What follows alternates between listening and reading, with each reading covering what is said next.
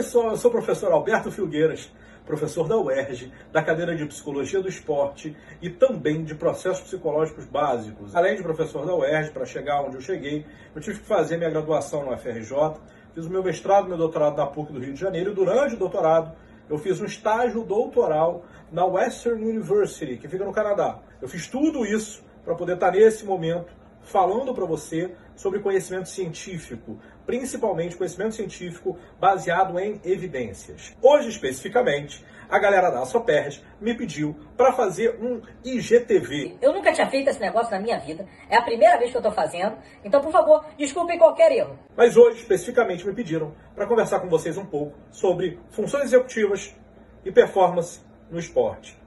Esse tema, ele começa a aparecer, ele começa a surgir muito recentemente, em 2012. Esse tema que eu estou abordando hoje tem aproximadamente 8 anos de existência.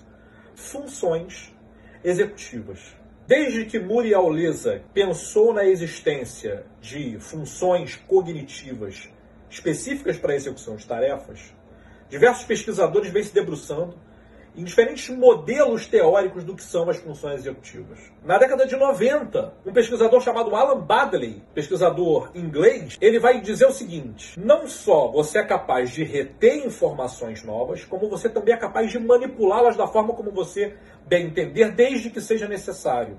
Então, um exemplo de memória de trabalho é o seguinte: grava esses 8 números aqui. Legal. Gravou? Excelente. Agora eu quero que você me diga quais são os números pares. Acertou? Pois é, esse é um bom teste de memória de trabalho. Você teve que selecionar as informações mais relevantes. Nesse caso, somente os números pares. E os outros? Descarta, meu amigo, eles não são relevantes. Isso é memória de trabalho, manipular essas informações. E a memória de trabalho é conhecida como uma função executiva. Mas não é só a memória de trabalho que é uma função executiva. De novo, diversos teóricos falaram de um monte de coisas diferentes. Desde a sua capacidade de pensar de forma lógico-dedutiva, a sua criatividade, a sua capacidade, por exemplo, de imaginar situações novas, de planejar novas situações. Então a verdade é que muitos teóricos falaram muitas coisas diferentes.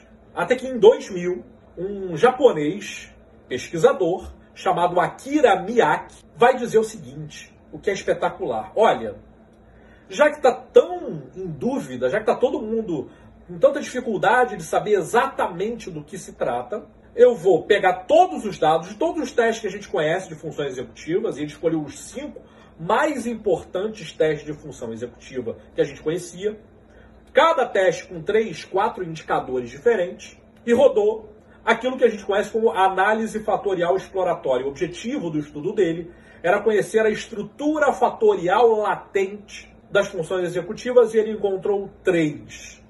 A sua capacidade de recuperar informações, a sua capacidade de inibir as respostas que não são corretas e a sua capacidade de criar novas soluções. Ele não dá nome para essas funções executivas, mas elas são bem conhecidas na literatura científica como memória de trabalho, controle inibitório e flexibilidade cognitiva.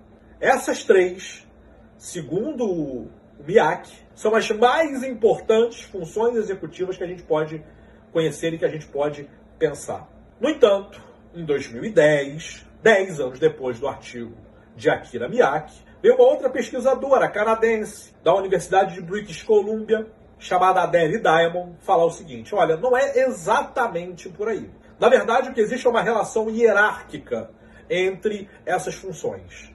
A memória de trabalho e o controle inibitório, ou seja, a sua capacidade de reter informações e selecionar aquelas que são as mais importantes, ignorando, inibindo as demais, essa sua capacidade, elas são basais, elas são conhecidas como de baixa ordem. Ou seja, elas são o mínimo necessário para que você possa realizar as suas funções do dia a dia.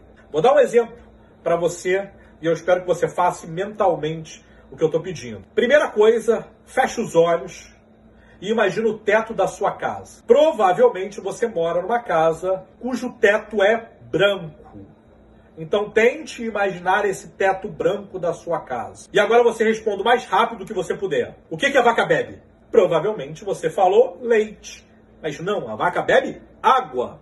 Isso é controle inibitório, a sua capacidade de inibir um certo comportamento e no lugar colocar a resposta correta, a resposta certa. Quando você junta memória de trabalho e controle inibitório, você é capaz de saber o que você tem de informação, inibir aquilo que você não quer usar e, mais importante, criar algo novo em cima desses dois anteriores. A essa capacidade é dada o nome de flexibilidade cognitiva.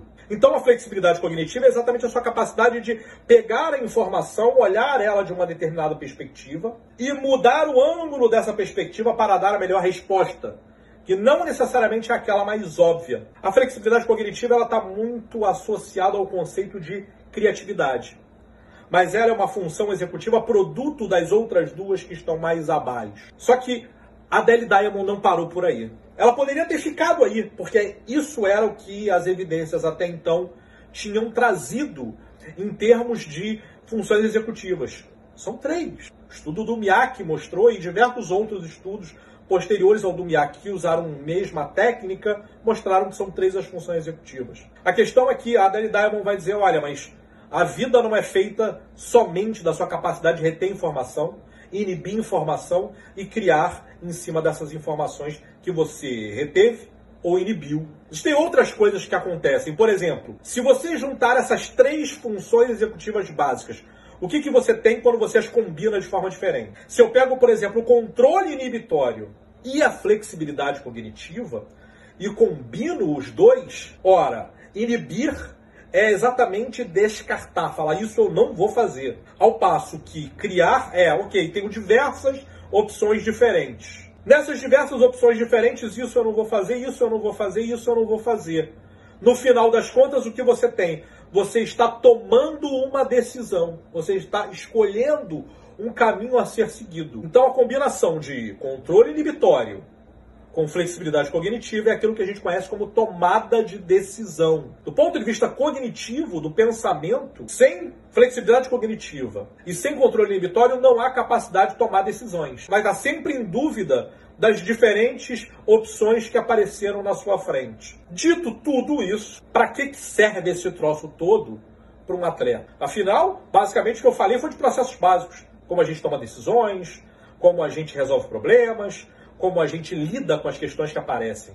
Para que serve isso no esporte? Em 2012, outro grupo sueco, liderado pelo Vestberg, publicaram numa prestigiosa revista científica, Applause One, um artigo mostrando que a flexibilidade cognitiva, quando avaliada por um teste chamado Design Fluency, ou fluência de desenhos, que é basicamente você vai criando desenhos em cima de um mesmo padrão. Quanto mais flexível cognitivamente você é, melhor você vai nesse teste. O que eles descobriram é que isso está associado à performance no futebol. Quanto maior é a flexibilidade cognitiva, maior o desempenho, maior o rendimento desse jogador no campo. Melhores são as suas decisões, melhor o seu pensamento e o seu raciocínio dentro do jogo. Extrapolar de jogadores de futebol para outros esportes ainda é um grande desafio. A gente ainda não sabe como isso funciona em outros esportes. Ainda não se sabe como se treina funções executivas.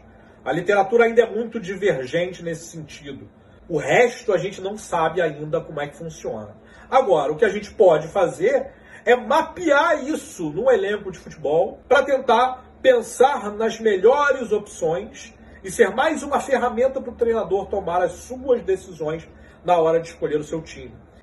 Um beijo a todos os associados da ASOPERJ, Associação de Psicólogos do Esporte do Rio de Janeiro. Dizer que a ASOPERJ está aqui sempre lutando para manter a psicologia do esporte séria, de qualidade. E pedir para todos vocês que assistiram ao nosso IGTV de hoje para me seguir no Instagram, @prof.filgueiras. Um beijo a todos e até a próxima. Valeu!